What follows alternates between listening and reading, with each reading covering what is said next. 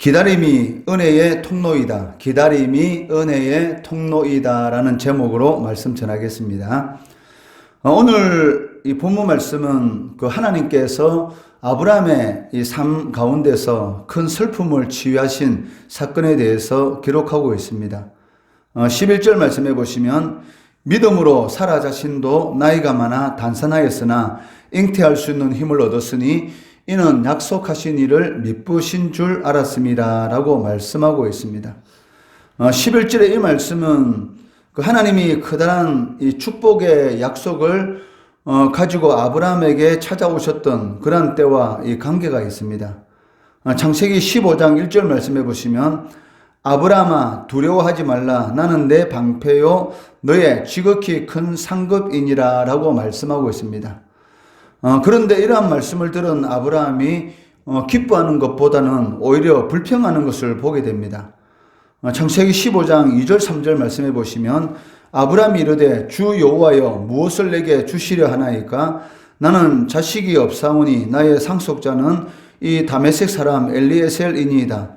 아브라함이 또 이르되 주께서 내게 씨를 주지 아니하셨으니 내 집에서 길린 자가 내 상속자가 될 것이니다. 라고 하나님 앞에 원망 아닌 이 원망의 투로 말을 하는 것을 이렇게 볼 수가 있습니다.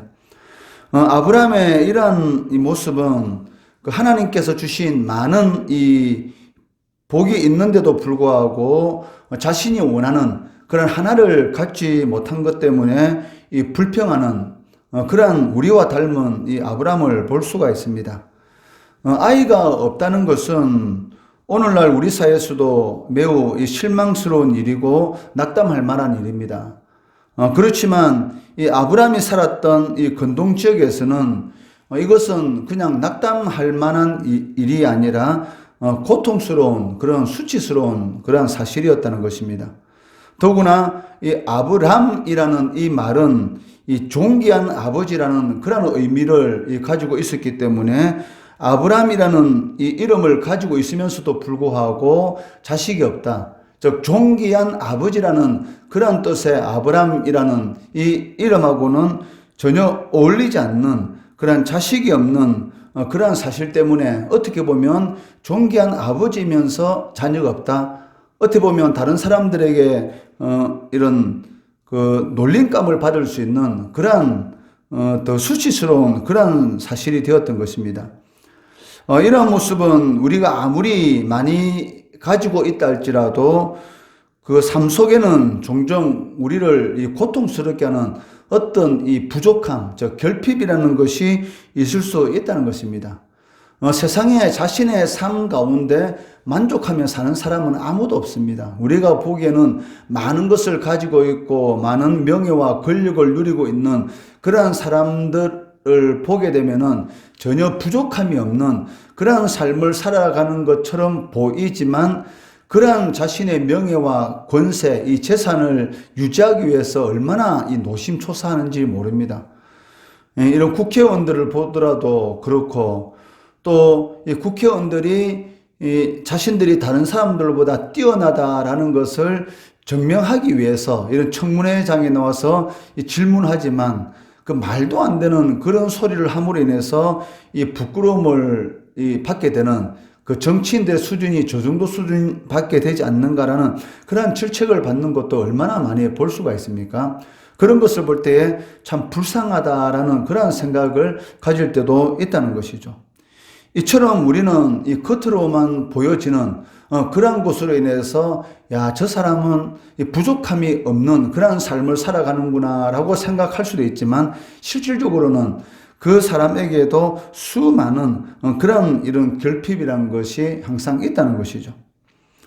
그렇기 때문에 사람들은 많은 것을 가지고 있으면서도 또 많은 은혜를 받으면서도 불구하고 화가 나서 이렇게 눈물로 부르짖는 이런 아브라함의 이런 입장을 한편으로는 이해도 하게 된다는 것이죠. 우리도 마찬가지지 않습니까? 하나님께서 우리들에게 베풀어 주신 그 은혜가 얼마나 큽니까? 그런데도 불구하고 내가 원하는 하나가 없다고 그 하나 때문에 하나님께 주신 많은 것들은 다 잊어버리고 망각하고 그 하나 때문에 하나님 앞에 원망하고 낙심하고 실망할 때가 얼마나 많은 줄 모릅니다.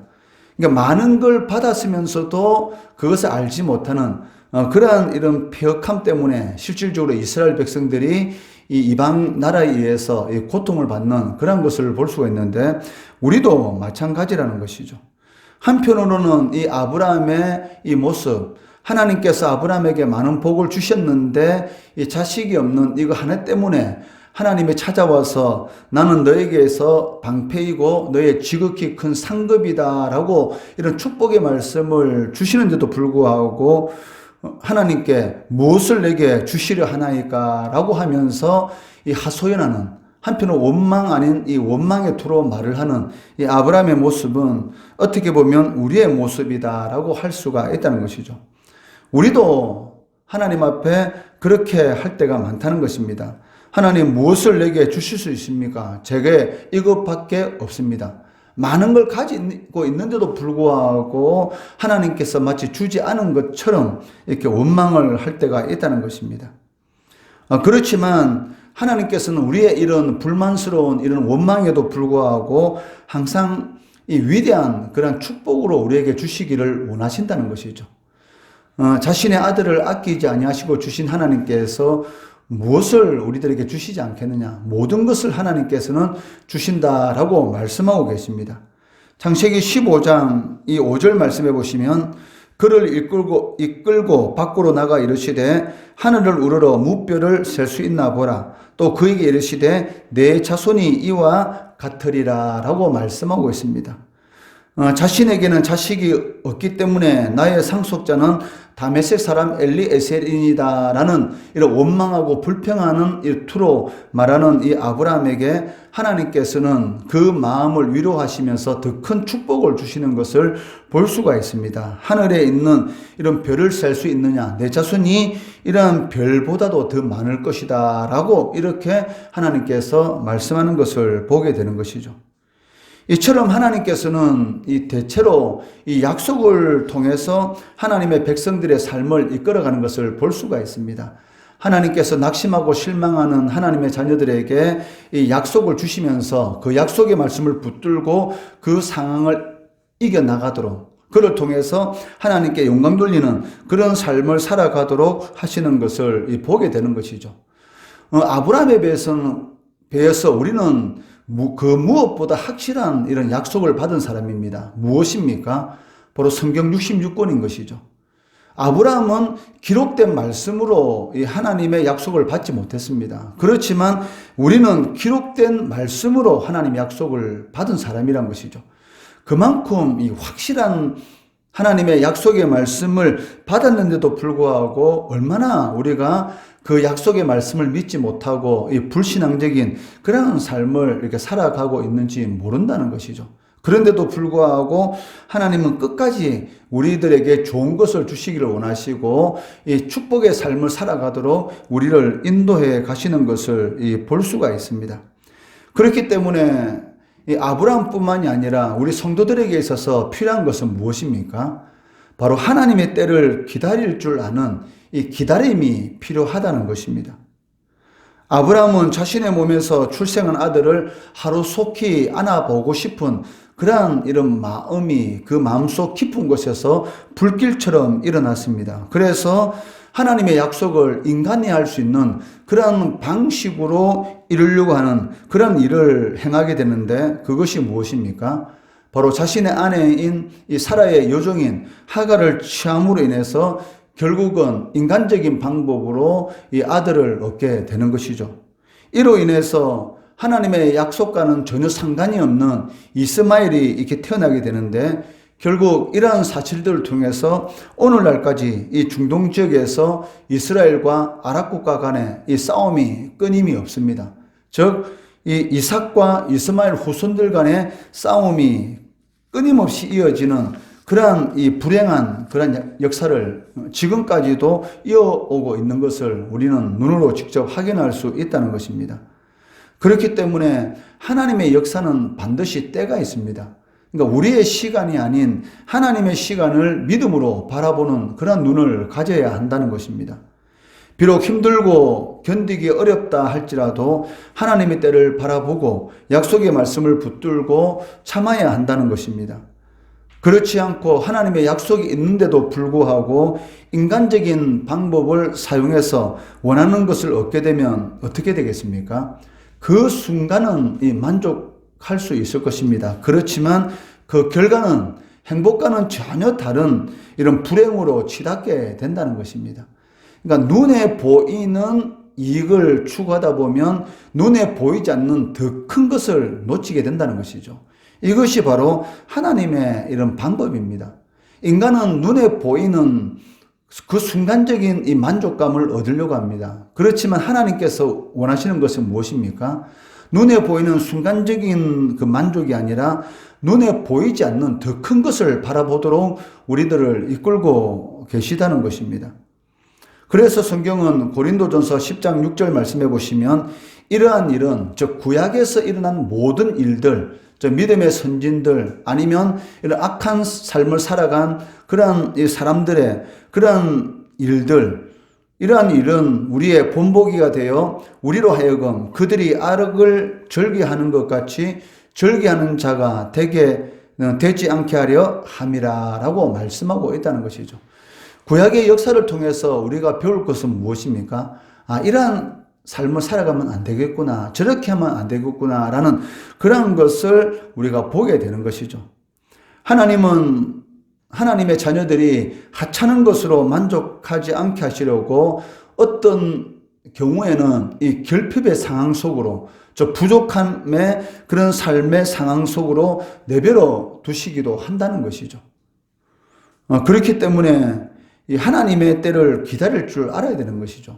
내가 원치 않는 그런 결핍의 상황, 이런 부족의 상황이 일어났을 때에 그것을 인간적인 방법으로 해결하려고 하는 것이 아니라 하나님 앞에 기도하며 이런 일들을 통해서 하나님께서 나에게 원하시는 것이 무엇인가 이런 질문을 던져야 한다는 것입니다. 그리고 그 질문에 대한 해답을 이 말씀 속에서 찾아가야 한다는 것이죠. 하나님을 기다린다는 것은 너무나 어려운 일입니다. 그러나 그 기다림은 이 전능하신 그 하나님을 신뢰한다라는 우리의 믿음의 증거가 된다는 것이죠. 기다린다는 것.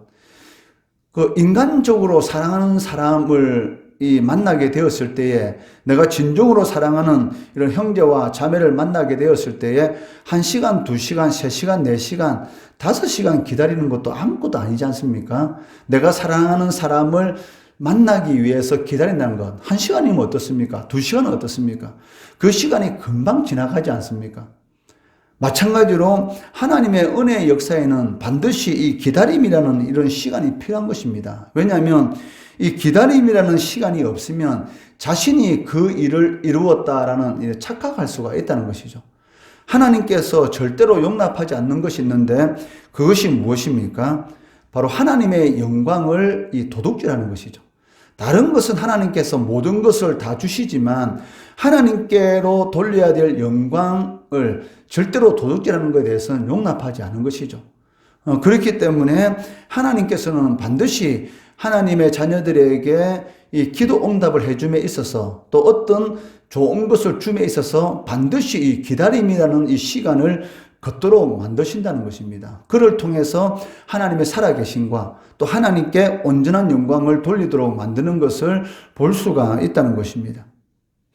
하나님은 아브라함이 99세 되었을 때에 다시 나타나셔서 이 후손의 약속을 되풀이하시고 아브라함의 불신앙에 대해서 말씀하는 것을 보게 됩니다. 창세기 17장 1절 말씀해 보시면 아브라함이 99세 때에 여호와께서 아브라함에게 나타나서 그에게 이르시되 나는 전능한 하나님이라 너는 내 앞에서 행하여 완전하라. 왜 내 약속을 믿지 못하고 인간적인 방법으로 자녀를 낳았느냐 이렇게 말하고 계신다는 것이죠. 나는 전능하신 하나님이다. 내가 못할 일이 뭐 있겠느냐.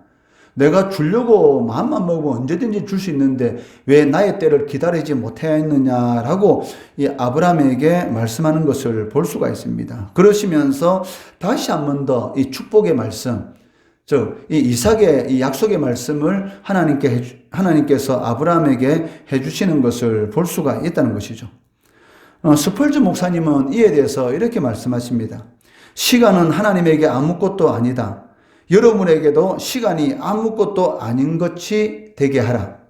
하나님은 기다릴 만한 가치가 있으신 분이시다. 종으로서 순종하며 상속자로서 소망하며 산자로서 고대하며 기다리라 라고 말씀하고 있다는 것이죠.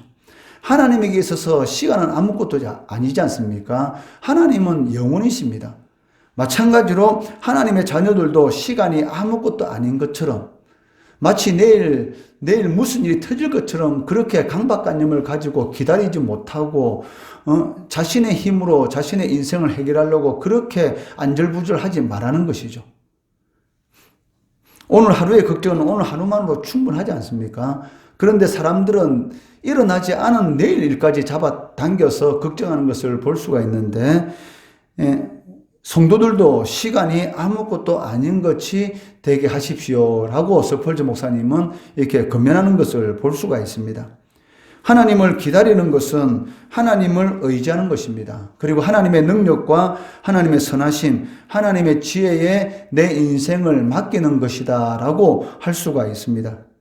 이럴 때에 하나님은 우리의 계획이 아닌 하나님의 계획을 따라서 우리 삶의 사건들을 해결해 주시고 더 좋은 길로 인도해 주신다는 것이죠. 본문 12절의 말씀은 하나님의 약속을 믿음으로 기다릴 때 어떤 일이 일어나는 것을 우리들에게 보여주고 있습니다.